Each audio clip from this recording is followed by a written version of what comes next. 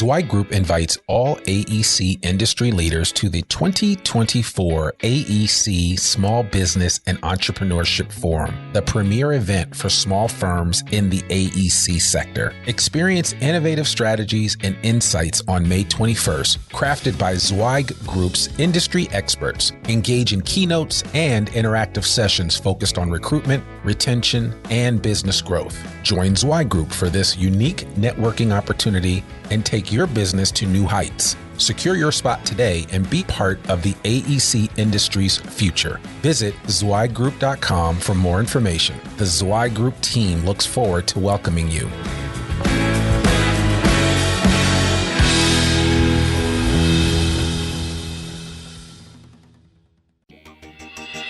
Welcome to the Zweig Letter Podcasts, putting architectural, engineering, planning, and environmental consulting guru Mark Zweig's straight talk in your ear. Mark has more than 30 years of experience helping AEP and environmental firms thrive, and these podcasts deliver his invaluable management, industry, client, and HR advice directly to you, free of charge. The Zweig Letter Podcasts let you develop professionally, wherever you are. I'm Mark Zweig, and today I'm going to talk about working in an entrepreneurial firm. Not every AE or environmental firm is an entrepreneurial firm, but if you're hearing this, odds are yours might be. There are some big differences between ordinary small businesses or privately held companies and entrepreneurial firms. Growth is what it's all about. Entrepreneurs want to create value in their businesses, not just extract from it to live a particular lifestyle. These differences affect the types of people who will survive and thrive in an entrepreneurial firm. If you're running an entrepreneurial firm, not just a small business, here are some qualities I would look for in employees. First, people who don't fear change. Growth requires change. Most people don't like change because change creates stress. You need people who thrive on it and get bored if things aren't changing. Entrepreneurial firms are constantly changing, and their people have to change with it. Second, people who don't want to be put in tightly defined roles. When you work for a growing company, you have to be flexible and willing to do the job that needs doing. Those who prefer a fixed, crystal clear set of duties and responsibilities will probably not like working in an entrepreneurial firm where they could be called upon to help capitalize on a new opportunity or to put out a fire at a moment's notice. Third, people who see work as fun and have their heads in the game versus those who believe work time and fun time need to be separated. Nothing drives me crazier than to send an email to someone at 5:02 p.m.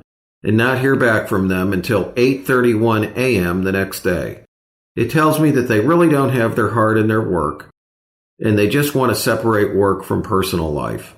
That's great in a government job or a small business, but it won't work in an entrepreneurial, high-growth environment where engagement is everything.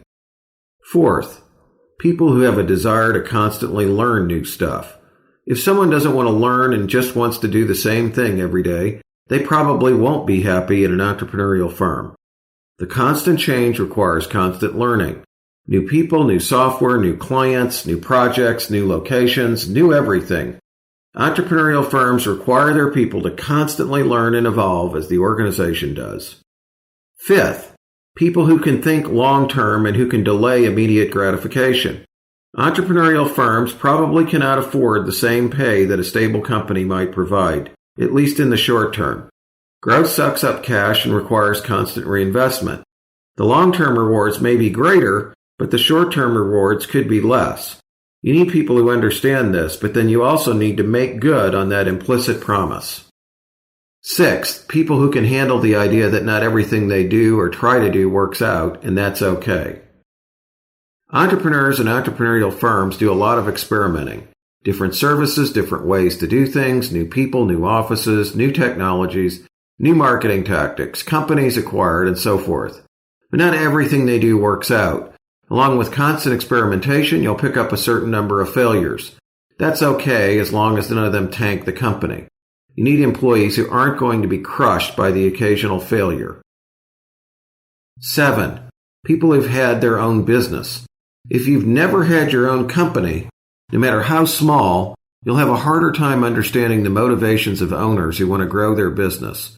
It helps to hire people who've already experienced some of this firsthand. They'll fit in better. And last but not least, people who crave excitement and identify with the success of the company. Being part of an entrepreneurial company is fun. You need employees who need to have that fun, want to be part of that success, and take pride in it. They show where they work on their Facebook pages. They brag about the company to their friends. They wear the company t-shirts on weekends. They never refer to the company as they or them, and instead have pride in the firm's success and see why that's good for them. So think about these points. You want an entrepreneurial firm? Hire the right people who are likely to fit in. Thanks for tuning in to this Zweig Letter Podcast. We hope that you can apply Mark's no-hold-barred advice to your daily professional life. If you want more wisdom and inspiration, in addition to information about finance, HR, and marketing your firm, subscribe to the print or digital version of the Zweig Letter online at zweiggroup.com/publications.